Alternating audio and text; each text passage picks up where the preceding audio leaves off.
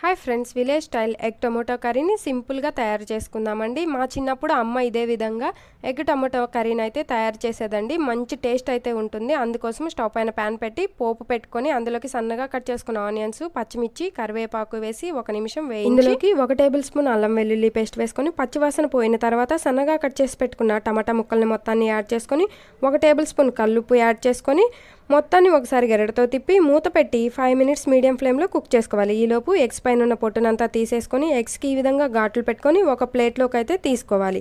ఇప్పుడు 5 మినిట్స్ తర్వాత మూత తీసి చూస్తే టమాటాలు బాగా మగ్గిపోయి ఆయిల్ పైకి తేలుతున్నప్పుడు పసుపు, కారము, ధనియాల పొడి, జీలకర్ర పొడి వేసి మొత్తాన్ని ఒకసారి గరిటతో కలిగి తిప్పి ఆయిల్ పైకి తేలుతున్నప్పుడు ఘాట్లు పెట్టుకున్న ఎగ్స్ మొత్తాన్ని ఇందులోకి యాడ్ చేసుకొని నిమిషం పాటు కుక్ చేసుకున్న తర్వాత మనకి గ్రేవీకి తగ్గట్టు వాటర్ని యాడ్ చేసుకొని ఒకసారి గరిటతో కలిగి తిప్పి మూత పెట్టి స్టవ్ని మీడియం ఫ్లేమ్లో ఉంచి కుక్ చేసుకుంటే వేడివేడిగా టమోటా కోడిగుడ్డు కూర అనేది రెడీ అయిపోతుంది. వీడియో నచ్చితే ప్లీజ్ సబ్స్క్రైబ్.